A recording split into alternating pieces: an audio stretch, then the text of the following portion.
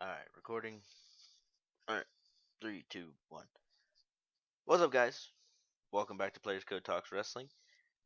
Sadly, I know I touted the return of a special guest, or I guess special guest, I don't even know what the fuck he is anymore. I touted the return of a returning cast member, and not happening this week. So, hopefully next week. Just remember, guys, who was here for you and made episodes. Anyway, we're gonna open up the show, move right into it.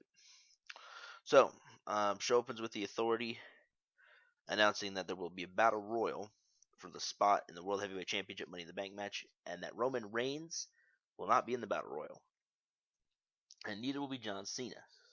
John Cena, however, will be battling Kane in a stretcher match for the other vacant spot because of Cena's past prestige as champion. So, um, yeah, so you got the battle royal for the sixth spot, John Cena and Kane, stretcher match for the seventh spot. Um, Seth Rollins versus Ziggler, good match, obviously. As Rollins hits the curb stop, it goes for the pin. Ambrose comes out and causes DQ. Rollins rolls out and says, words. Rollins rolls out, and Dean says he won't stop until he gets his hands on Rollins. Triple H appears and tells Dean that he has a match with Bad News Barrett next. So we get Bad News Barrett versus Ambrose. Yeah, I mean, Ambrose has got new attire. He's got new entrance, new music. So basically, the Shield's kind of done. And I'm okay with them ending it that way. It's better than Reigns and Ambrose trying to like hold on to that because it opens the door for future Shield reunion. So I'm okay. Plus, Ambrose's new attire fits in pretty well. Just a wife beater, jeans, and boots. So, good match. BNB being touted as the hitman of the Authority kind of makes sense. Dean sells a shoulder injury. Rollins distracts Ambrose. Dean then pulls aside to the outside, catching both Barrett and Seth, and chases Seth into the crowd and gets counted out. Comes back and hits Dirty Deeds on Barrett anyway, but Barrett does pick up the win by countout. So, a nice way for Dean not to eat a loss, but at the same time have him get fucked over. Vicky's talking to Roman Reigns about getting him into the Battle Royal. Roman spikes the coffee meant for Stephanie and Triple H. Oh, Roman. Won't won't. Yeah, we'll get to that. I said, oh yes, the Wyatts are back. We get the Wyatts. Roman and Harper are gonna get a tag title shot at Money in the Bank, and another good promo from Bray. Sheamus interrupts, and we're gonna get Sheamus versus Bray. So not bad. Just a straight brawl. These two guys, very very physical match.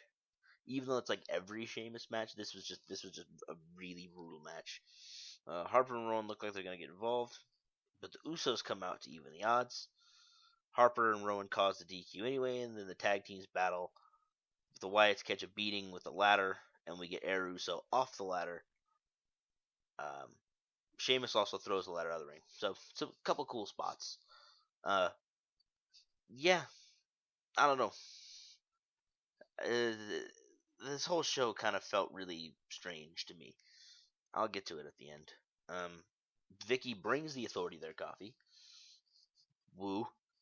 And Stephanie looks a little green in an interview backstage. And then we get Paul Heyman. He cuts a really awesome promo about Cesaro winning Money in the Bank and becoming the World Heavyweight Champion. They brought back Slam of the Week, which I was excited about until I realized that they were just replaying Rusev's fucking medal ceremony. Poor Heath Slater, only one man band now, because if you missed it, Jinder Mahal and Drew McIntyre were both released from WWE. Squash. Yeah, it was really weird. There was some weird change. I don't know if it was because the show was running long and they needed to cut time or something, but Rusev and Lana come out, and Rusev just comes out. Like, Lana doesn't come out and talk at all. Rusev just comes out with Lana, and the announcers are like dead silent. Like, the silence that could only be caused by somebody screaming in their earpiece about something. changing or something like that because they were dead silent. And then they picked it up, where they normally, they picked up the way they normally do. And then we get Lana talking in the ring. Slater's gonna talk and gives a classic. If you don't like America, then get the hell out. Of course. Match lasts all of 15 seconds. Rusev is very good at drawing heat, and yet I'm still bored. I just want him to. And, I have an issue with slow burn. I understand the concept of it. But at the same time, it's just like, for fuck's sake, just get to the point with him already. Backstage with Triple H and Stephanie and Vicky, we hear Stephanie getting sick. And Triple H opens the door for Vicky to go in and check on her, and we get a puke cannon. Man, isn't that comedy? Triple H and Stephanie have to leave and put Vicky in charge. She then puts Roman Reigns in the Battle Royal. This was it was a classic like Attitude Era type of little storyline. We poison the boss's coffee. The boss has to leave, and then the face wins out. Gets in. Gets what he wants and gets into the match. It's a classic Attitude Era thing. So if you thought it was funny, good for you. If not, there's nothing wrong with you either. We have to do the Kevin Hart guest star thing now. His backstage interview gets interrupted by Adam Rose and Willy Wonka glasses. That was strange. And Kevin Hart will be on commentary, I guess. Alright, so my own personal hell continues, as we're going to get Fandango and Layla coming out for a mixed tag match, as they'll take on Summer Rae and Willie Rose.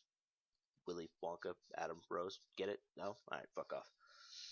Rose is getting closer and closer to over. The fans are singing and they're dancing and they're enjoying the entrance and stuff. He's starting to get there. After a little bit of a match, Summer and Layla take off backstage. The Summer chasing Layla. Rose hits the party foul. And the match lasted about a minute and a half. And then Hart gets in the ring and parties with the Rosebuds, and then gets carried out by them. Woo.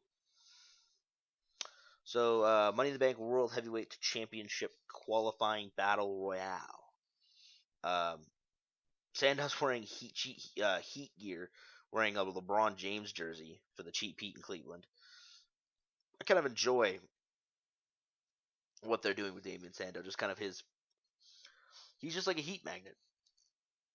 I think people say, I've read somewhere that he's like the best character actor in the WWE. And he's doing a good job. Roman surprisingly still has the Shield gear and the entrance music, except minus the Sierra Hotel part of it. Same song though. So this match includes Ziggler, Swagger, the Los Matadores, Rusev, Fandango, Rybaxel, Santino, Xavier Woods, Bad News Barrett, Titus O'Neil, Bo Dallas, Kofi Kingston, Big E, RVD, Sin Cara, and Sin Cara. So basically, you got the whole fucking mid card in there, and then Roman Reigns.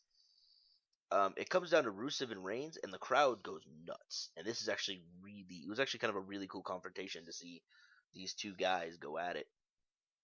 Considering one of them's, supposed to be getting this mega push, and the other one is the unstoppable monster, kayfabe-wise anyway. Reigns wins. He has Rusev out on the apron, delivers a Superman punch, knocking Rusev off. So Reigns goes in at spot number 6 in the Money in the Bank qualifier. John Cena backstage interview.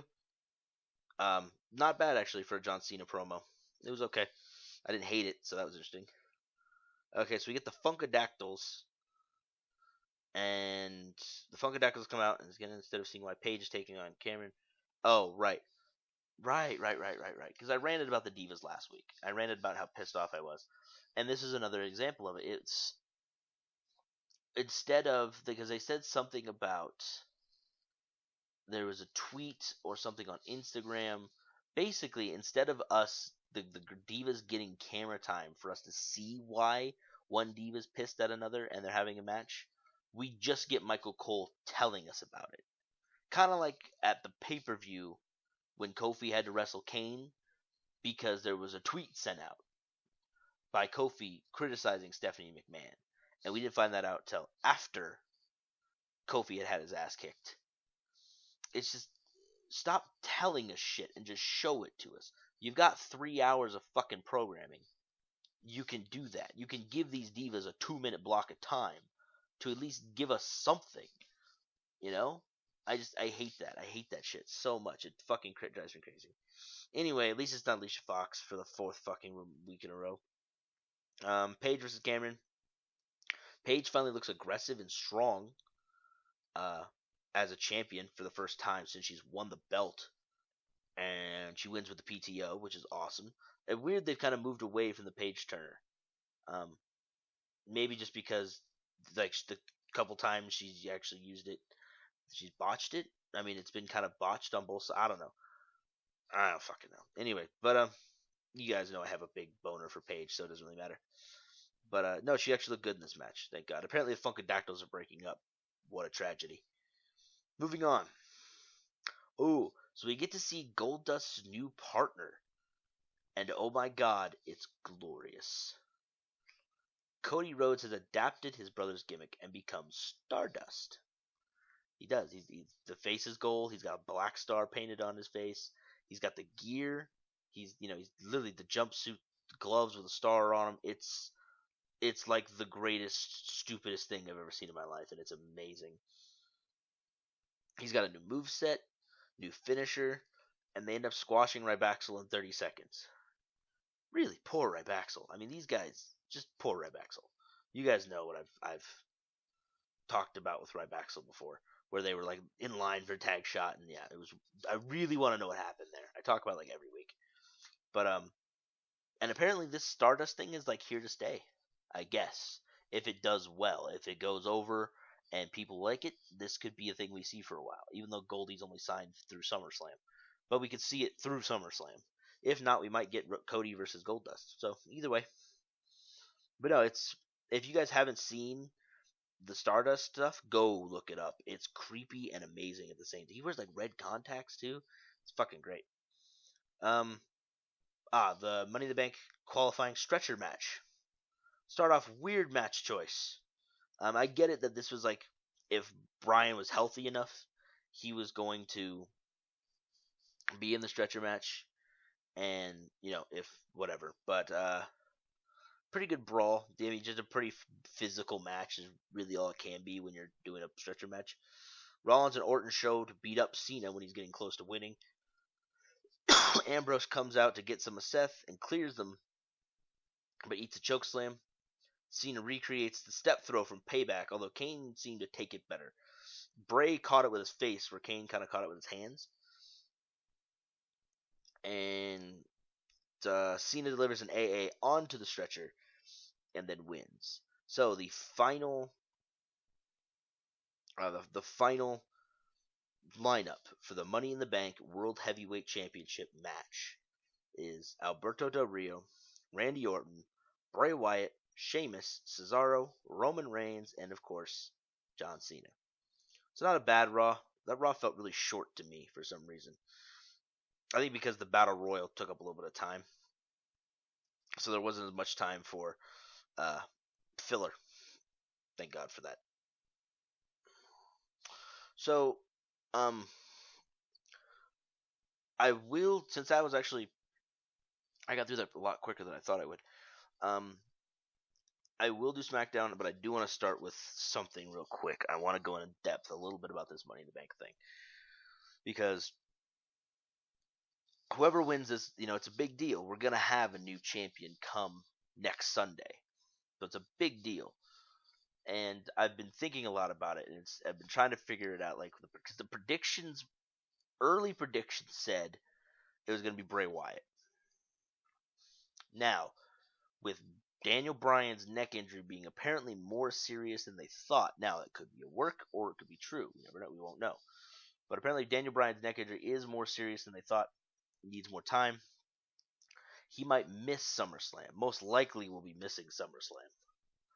So, the rumors now, because of that change, are they want to put the belt on John Cena. for him to drop it to Brock Lesnar at SummerSlam. So they want to put the belt on a face, carry it to SummerSlam, and then have Brock win it at SummerSlam, which is a weird fucking decision to me. Because why? I don't know why you put the belt on a part timer. Granted, you've had the belt on Daniel Bryan, who hasn't wrestled since Extreme Rules, and didn't really wrestle at all between WrestleMania and Extreme Rules. I think he had one match with Alberto Del Rio. The dude's had 2 matches since WrestleMania, but at the same time, I'm not sure why you put a belt on a part timer. My thought is, and this kind of goes into correlating with SmackDown, so maybe I'll save that till the end. One that made a lot of sense to me was Cesaro winning the title, and then Paul Heyman turning on Cesaro becoming face, and therefore still keeping face heel going to SummerSlam. But they kind of already played that out with Punk, like last year, if I'm not mistaken. But they have already played that storyline out, where, Brock Lesnar comes back, Paul Heyman turns on the current Paul Heyman guy to take care of Brock Lesnar, blah, blah, blah. So, the WWE has reused storylines before. It's not like, it's anything new. I hope Bray Wyatt wins, but at the same time, because that's the thing, he's like the only heel that's like not heel, I guess is a way to say it. Like, he's just, fans love him, and they treat him like he's face almost, with cheering for him and buying into his gimmick and singing and all that. So that's the thing, is if you put the belt on Wyatt, it's almost like putting the belt on a face, because you bring back Brock Lesnar, he's going to be the bad guy no matter who he fights, and I don't know, and I hope for the love of God that the thinking isn't, well, heel versus heel didn't work out at WrestleMania, so why would it work here? Heel versus heel didn't work at WrestleMania because everybody knew that Batista had been handed this title shot. He comes back from, for being gone for so long, and is just handed what people felt like was Daniel Bryan's spot. That's why that didn't work. So I hope that their thinking isn't, oh, heel versus heel can't work. Whereas Bray Wyatt's barely a heel, at least to the fans anyway. And that's the thing, he uses heel tactics and the fans still cheer him. It's like he cannot make them hate him. It's impossible. Sheamus won't win. Just because, 1, he's carrying 1 title already, and 2, it just wouldn't. I don't think it would make any sense. Maybe, but I doubt it. Orton is a possibility. Reigns, people are saying it's too early for the title yet. Even though he is going to get the push, they say it's too early for the title yet, because then they'd have to kind of keep him strong with the belt, and their plan, I think, is to put it on him by WrestleMania, or at WrestleMania. We'll see how that goes, but so most likely it'll probably be John Cena. It's a safe bet. You can put the belt on him, and obviously it's John fucking Cena. He'll do what he does best, and he'll carry the company. But it's just so safe, and just bleh. There's no edge to it. There's no excitement to it. It's John Cena wins again. It's anyway. It's and what I really hope they don't do is I hope they don't fucking do the thing where, like, one guy grabs one belt and another guy grabs a different belt, and we have separate champions again. It's like, god damn it. So hopefully we won't go that far. And there's no way. And that's the funny thing is, on SmackDown they had a they had a 4-on-3 handicap match. You had the 4 heels versus the 3 faces. Now, the weird thing about this is, I don't even really count Del Rio as heel. Like, the dude has had no storyline development at all since I've come back to wrestling. and yet they consider him a heel, and I can't figure out for the life of me why.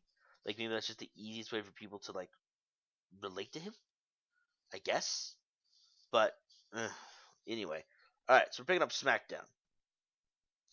All right, John Cena opens the show, and apparently was going full cheese, which is great.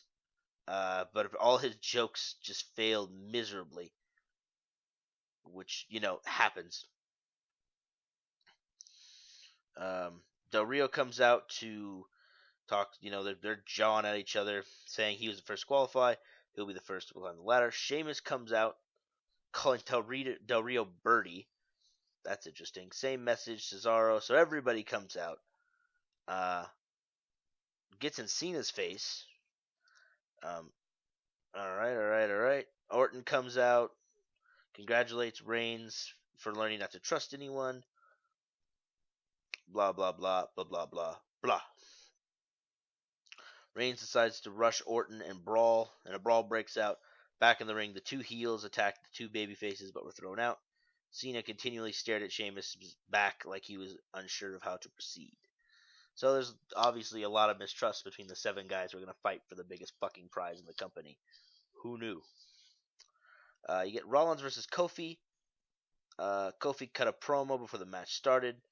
One of those little small screen inserts saying that he wanted to be in the. Oh, right. Sorry, I kind of forgot to.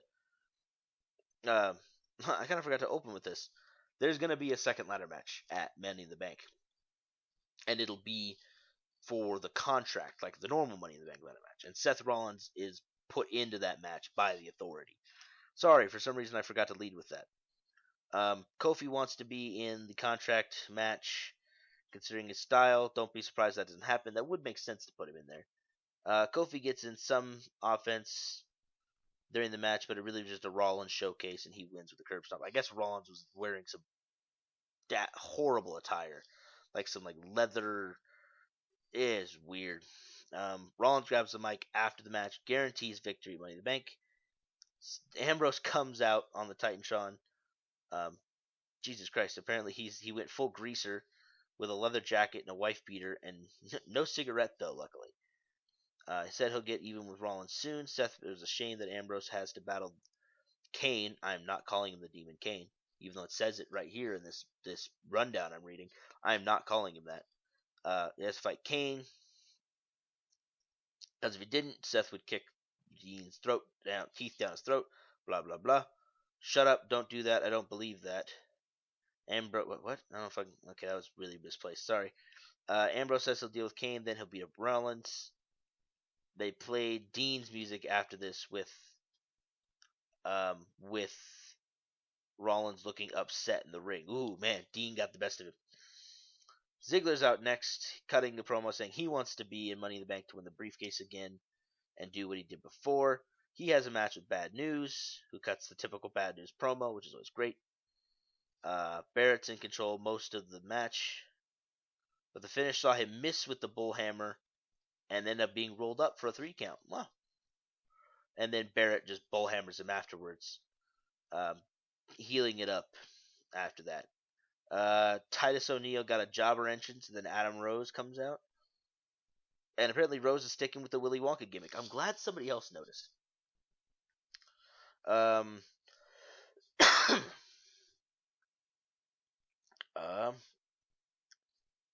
the match started, and Titus was beating Rose up before an Irish whip gave way to a quick roll-up that actually got the pin. Rose tried to crowd surf to the back, but O'Neil got on the mic and demanded an immediate rematch. Rose grants it, gets in the ring, slaps Titus across the face, and then rolls him up and pins him again. Man, who did Titus O'Neil piss off? Like, really? Goddamn.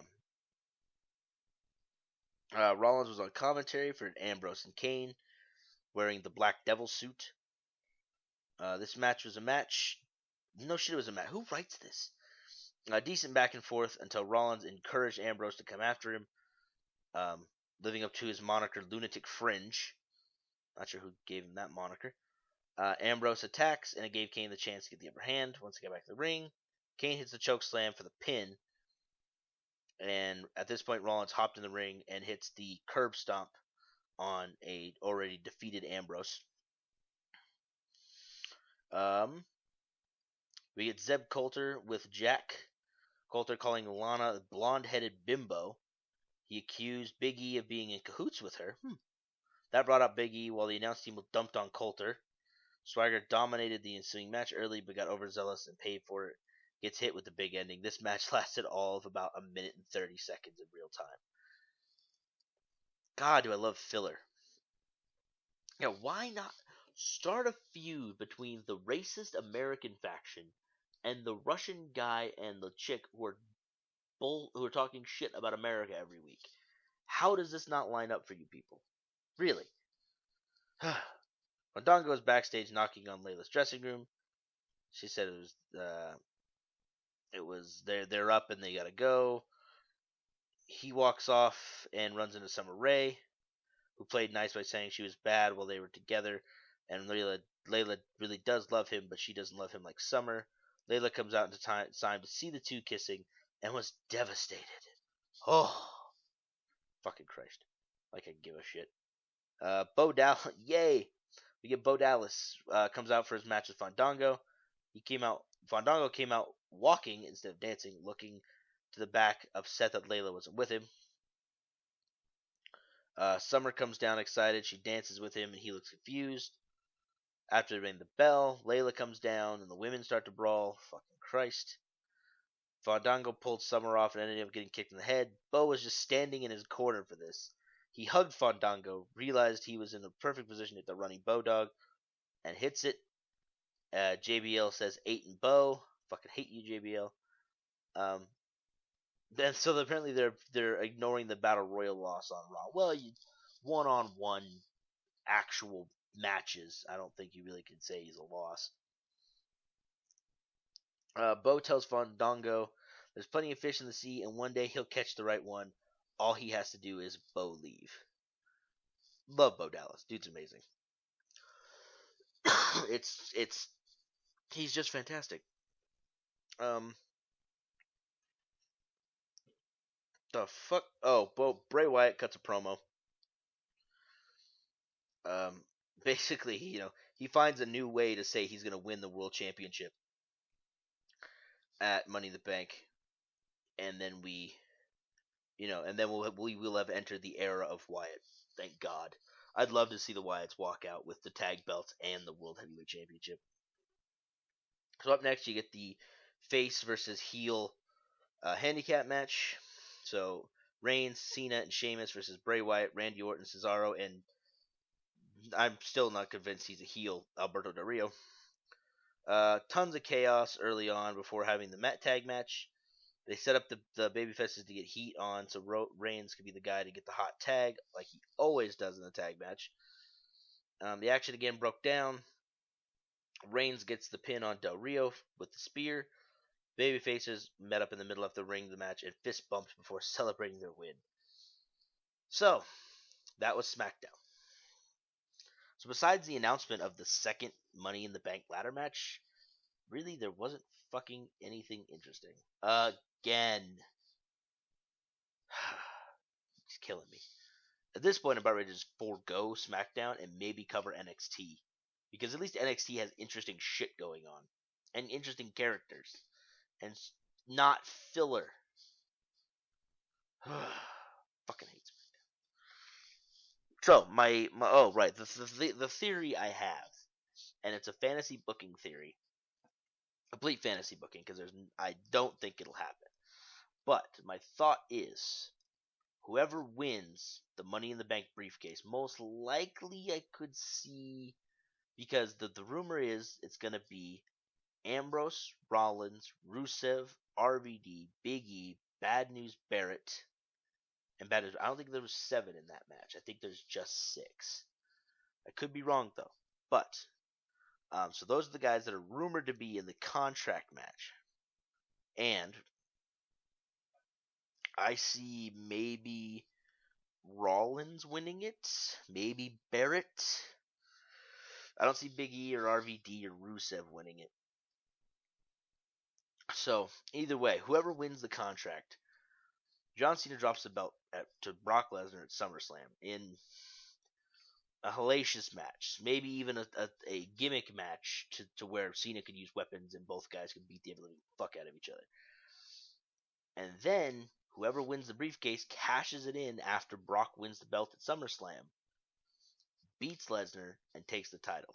So that Lesnar doesn't look weak because he just went through a 20 to 25 minute match with most likely John Cena and is worn out and beaten down. So him eating a pin at that point doesn't mean as much as him eating losing clean.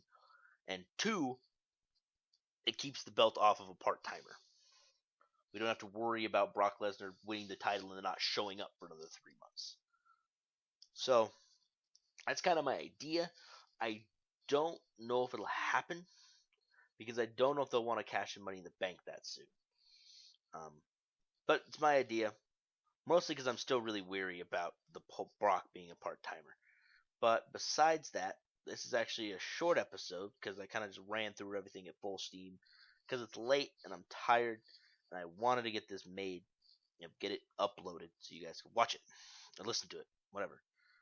Anywho, so we are 1 week away from payback. We're 1 week away from Money in the Bank, and right now the only 2 things I think on the card, or 3 things on the card, are the 2 Money in the Bank ladder matches and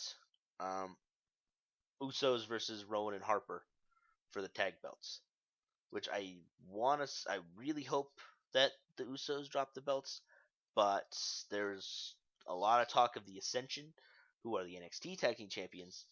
They're on their way up and will most likely be the ones to take the straps. So, I don't know. We could see the Wyatts walk out. We could see the Usos walk out. I just want to see the fucking tag belts defended because that would be a change of pace for the past 3 months. So besides that, thank you guys for watching, listening, whatever.